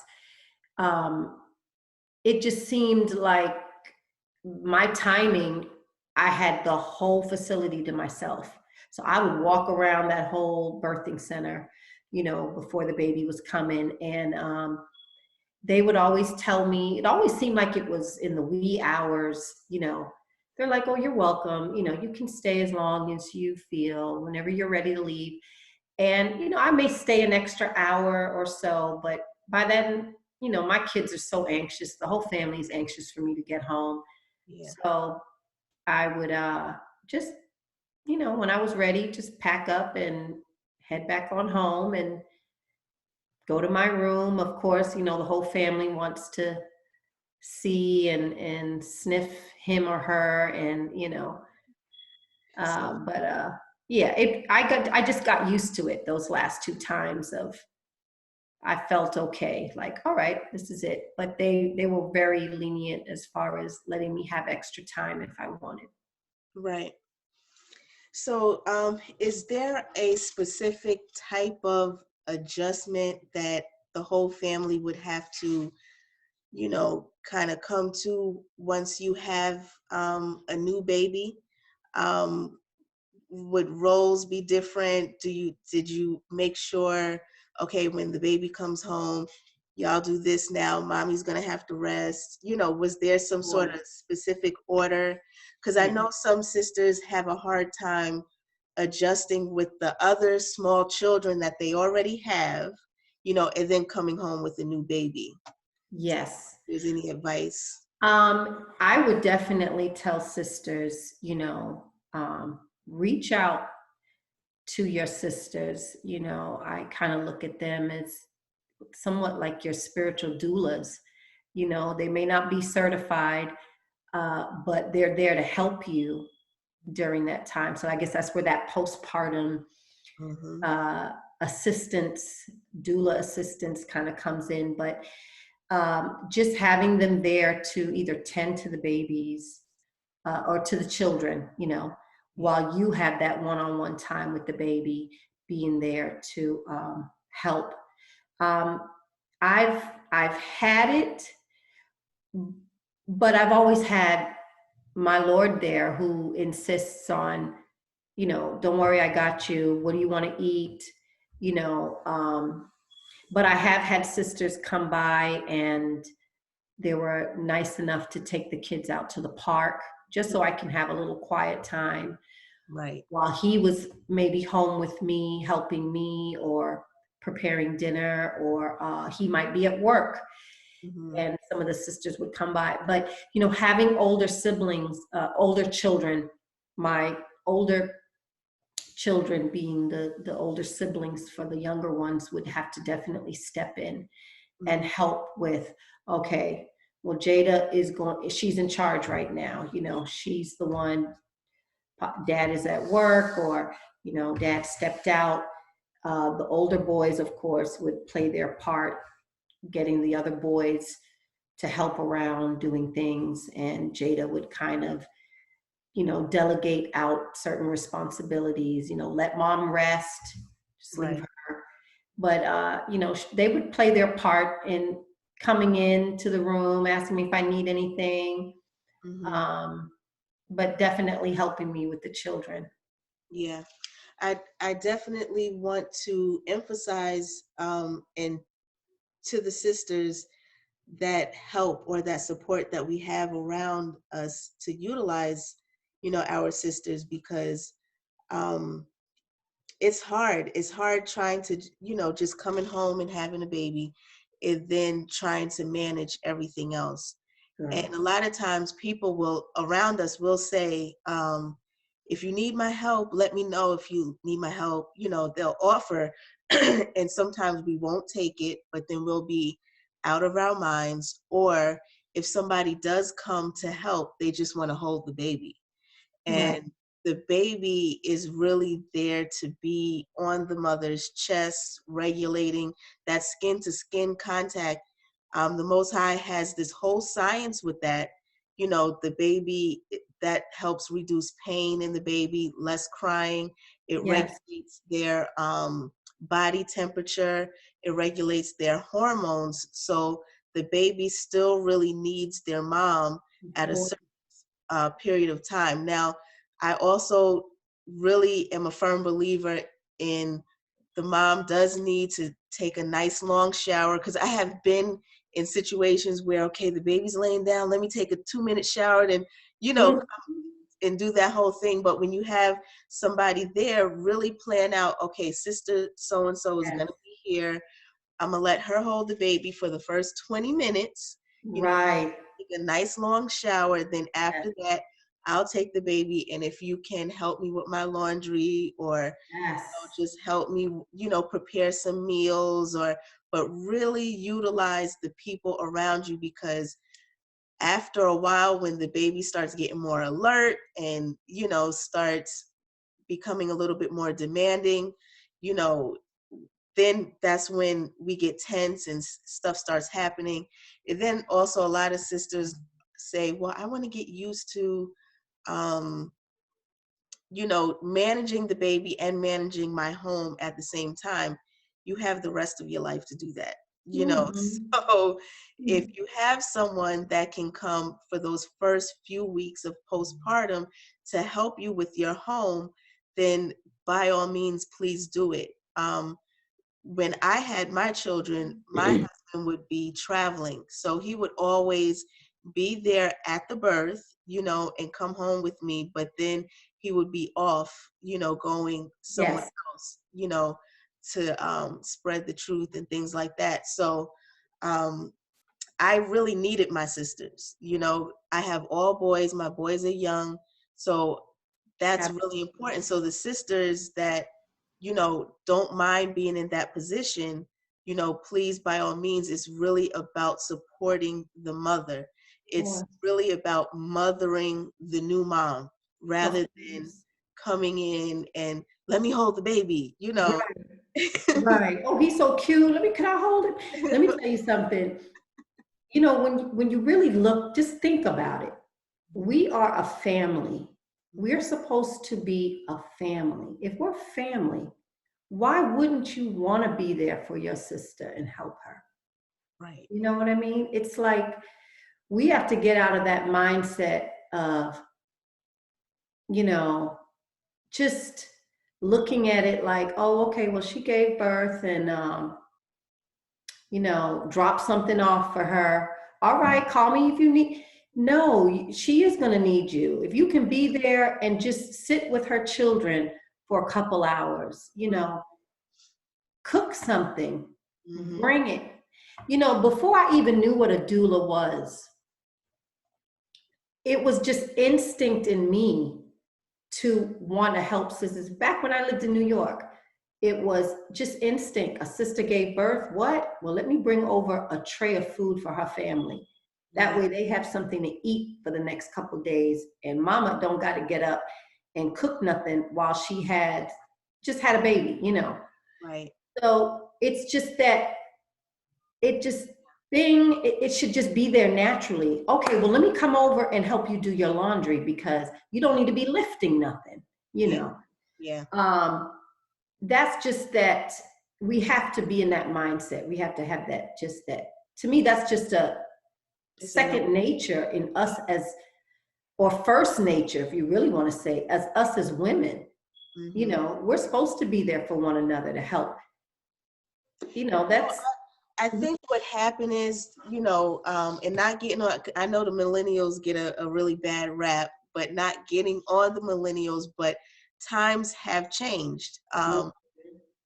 You know, I know a lot of women, younger women, who give birth and they want to immediately go out and do a lot of stuff. You know, they want to jump back in there, and that's fine, you know, if you prepared your body for that. Because a lot of women can do things around the house and stuff like that, but there was traditionally a period of time where you did rest, where you did Mm-hmm.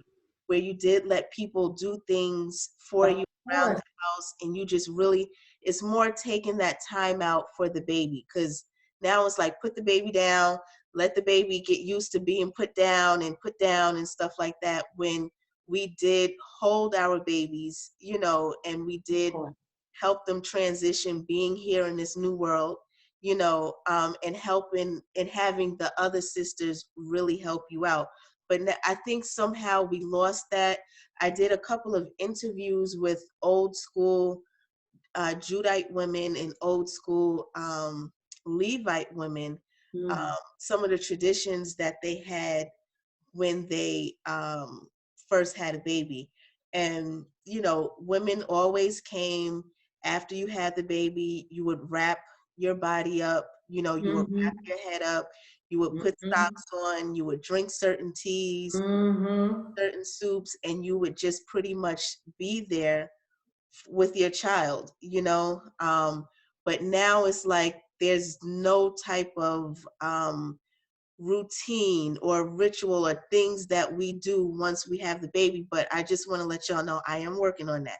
You know, we're coming back into who we used to be, and it's just really getting back to our roots of how things were done. And that it is true that this millennium has been, you know, this day and age, things are different. So the old school way, they don't even know what that is, you know. But it's something that we have to be very conscious of now, be aware of this, and let's really just try to make that change. Right. But it's just something that has to be taught. You know, we have to taught, you know, have to be taught. But it's definitely very needed, just a needed thing. And for those that have experienced it, very appreciative of the help that we're getting, because when you look back in, you know, in ancient times and biblical times where we had those handmaids that were there, of course, they were the ones that were taking care of all those things while we were there resting and bonding with our babies. So we have each other now, and that's where we need to stay in contact, stay close, and try to be there for one another. Right. And you know, the definition of a doula is woman servant, and that's what a handmaiden is. So, you know, that's our tradition to have that, you know, and a lot of us skip out on that. We don't, whether you want to pay somebody or whether you want to just have the sisters that you know will be there and do things for you, around you, either way, you know, it's something that's needed. I think a woman gives another woman, you know, much needed nurturing, you know, once you have the baby. Like, of course, my husband, he brings a whole different aspect to what I need after having a baby. But another woman kind of just like instinctively knows what to do. And first nature, second nature thing that is just in us. Very, very true. Yep. Very, very true. I ordered this book. It's called Good Moms Have Scary Thoughts. And I just thought it was a fun book because a lot of times we have these things on our minds, you know, that we don't express. You know, we're scared. We might think that we're not going to do a good job. Or when people do come along and say, "How are you doing?" we just say, "Fine." You know, in this part, it says a woman is coming to another woman that has the baby, and she says, "How are you?" And she just says, "Fine." But in her thoughts, she says, "I'm overwhelmed. I'm terrified. I'm sleep deprived. I'm sorry I had this baby." Not really. I mean, I love my baby, but I don't feel good. I don't know what I'm doing. I can't think straight. I don't even recognize myself. I don't feel like myself at all. I'm irritable all the time. I'm miserable most of the time, and I can't breathe. And, you know, some of these thoughts are really real, you They know, are. after having a baby. And it's very important that you have someone that you can express these thoughts to, Mhm. and say, you know what, these thoughts are natural. A lot of us don't know what we're doing, but God gave us this gift to just get it done anyway. We do make mistakes. We There's a lot of things we do right. There's a lot of things that we do wrong. Um, but it's okay. It's a learning process. And then you try to apply what you learned with this baby with the next baby, Of but course. the baby is totally different now. So Right. it's a whole nother learning thing for each child, It is.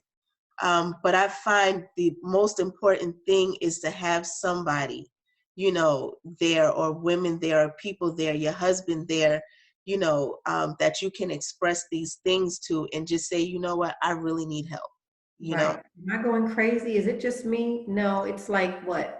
99.9% of the women that have those thoughts or have felt that way.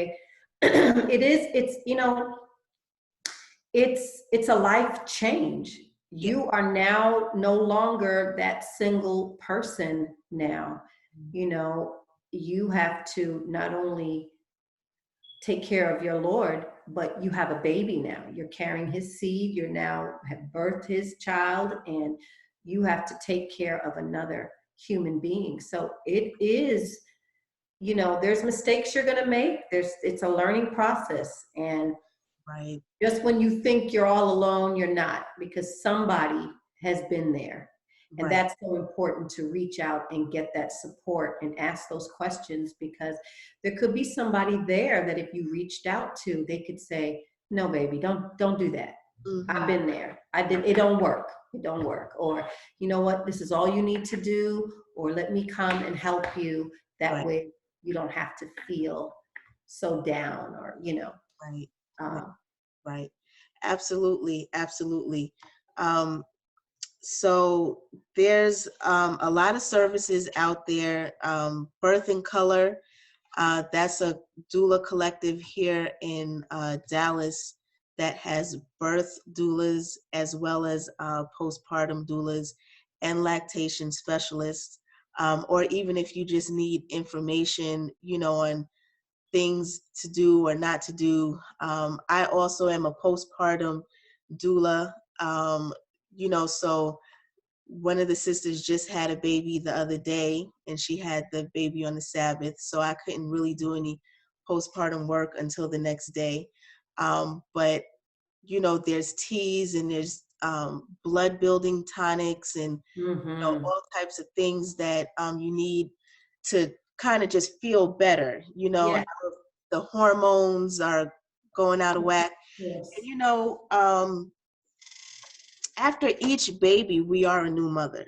We're a new person. Yeah. Yeah. It's like after each child that you have, it kind of adds something to you, Mhm. Mhm. and sometimes it's hard to just kind of adjust, so um, just make sure, sisters, you really, really, really put yourself in a position where you're receiving help.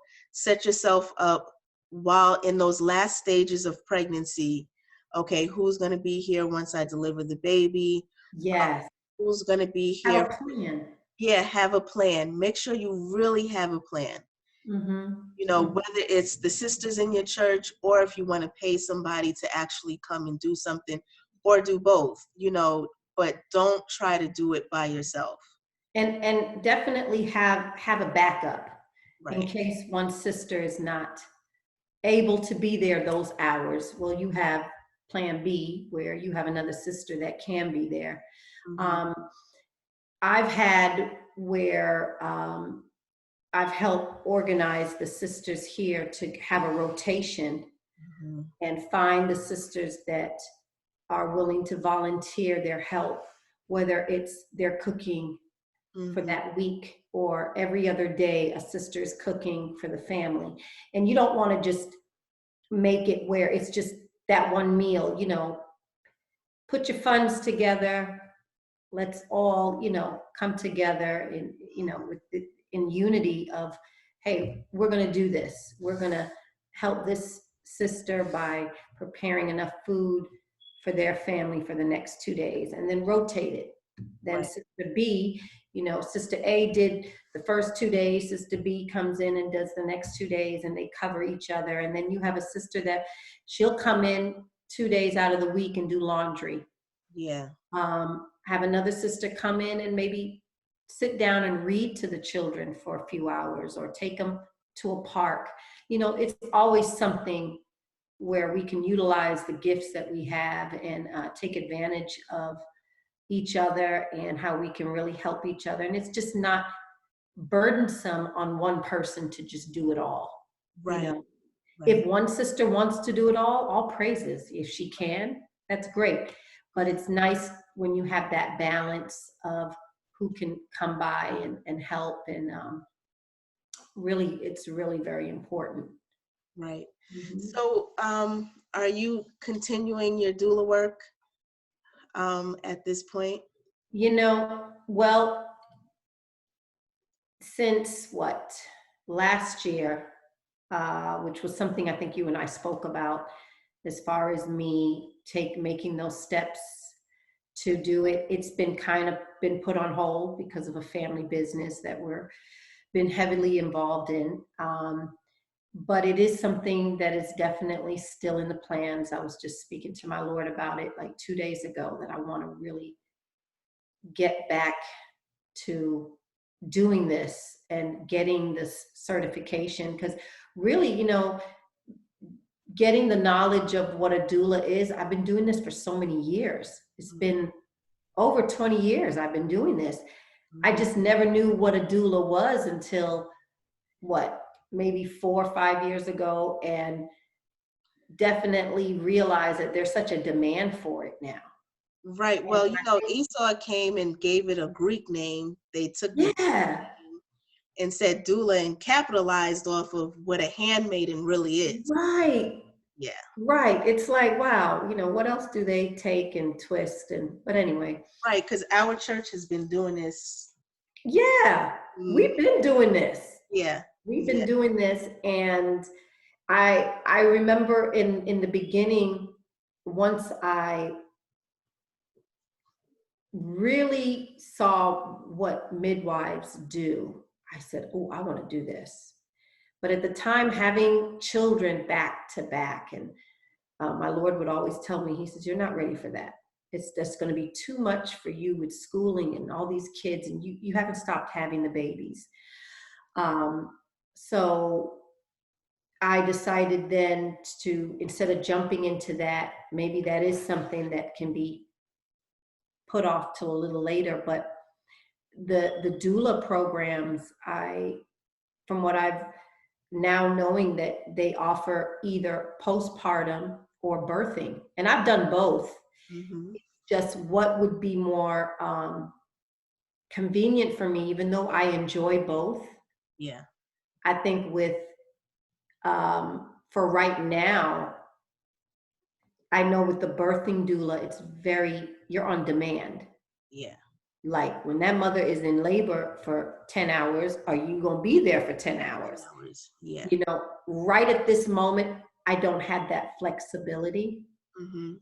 Although I do enjoy the birthing doulaship, Yeah. and I've, done it several times. It's that demand. So I think the postpartum I think could better work for my schedule Yeah. if I do, but eventually I would do both. I really, both is definitely necessary. I really like the postpartum work because you could really focus on the mom, and there's a high mortality rate amongst Black women. um, After they have the babies, they're still dying, Yes, from neglect and also just doing too much. doing So too they're much. dying all the way up until the child is 1 year old. So postpartum work is very important for me, because just knowing how to build the blood in the mom, make her rest, help her transition into this new Yes. life and things like Helping that healing.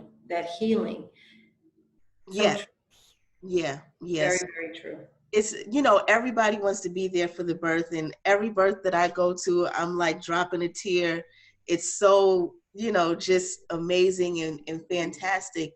Now after the birth, it's like there's a lot of work that needs to be done. Oh, a lot. You're so right with that, because at the moment of birth, it's not going to be forever.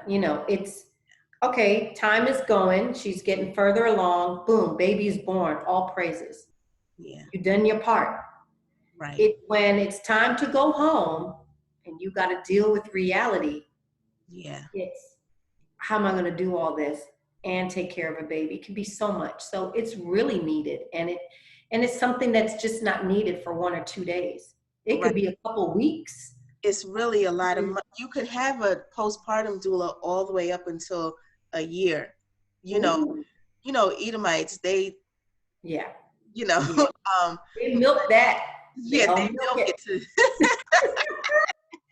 they don't like taking care of nothing, but, just so we know, you can have a postpartum doula come in 2 hours out of the day, maybe 3 days out of the week to get certain things done. If you want to have them prep, if you want them to go grocery shopping, if you Mm-hmm. do laundry, if you want them to cook, clean, whatever, you can have that until you feel like, okay, I got this, I can do this on my own, I feel well enough. And a lot of times we don't really understand that we really don't feel like ourselves again until a whole year later, Mm. until the child Yes. is really 1 year old, then you feel like this is me now. Yeah, because your body is still trying to balance itself out after all those hormones. And Mm, and then on top of that, if a few months later you're pregnant again, that's yes. a whole nother, Yeah. just, yeah. Yeah, it's a lot. So don't be afraid to get help. So in closing, I just want to, because I can go on and on. I have so many more questions. Oh, well, we got to do a part two, Yeah, Yoella. we're going to do a part two, and really get into how a woman feels, after they have the baby, and just adjusting to life and stuff like that. But I just want to thank you so much for spending this time with us. All And praises. And thank you yes, for having me. It was an oh honor. yes, we'll definitely have you back. Now, if somebody have questions or anything, do you want to give your email address or anything like that? Okay. Absolutely. Um, do I, You should could I ei- say it? Want me to type it in or you? you could either type it in or you can say it. Either way is Okay. fine. It's Parya underscore. It's, oh, let me spell Parya for you all. PARYAH underscore Israel at yahoo.com. Thank you so much. I Thank you. sent that. Okay, great. So ladies, if you have any type of question right now, she'll probably be doing her postpartum work in the future. So if you're in her area, just let her know. Remember, next week, June 17th, it will be a closed health talk. So it's an exclusive event for $25. So when you wake up Wednesday morning and you try to type in the code, you will need to have already paid. So it's limited spaces available, and we will be making elderberry gummies live, and we will have a girl talk discussion on women's health. I will be answering all your questions, going over the best herbs and practices for women's health, yeast infections, BV, HSV, simplex 1 and 2, vaginal care, dry sex, and all pertaining to women. The link is in the chat, so if you scroll all the way up, you can find that link. Also visit us at cocofresh.com. And I want to thank you all again for coming. And I really enjoyed this chat. And look out, subscribe to my YouTube channel. I will have all the chats up very soon. I have the first one up. So this one should be up hopefully sometime next week. But thanks again. Thank you so all. much, Mama. Thank you. Shalom, everyone. Shalom. Shalom, everyone.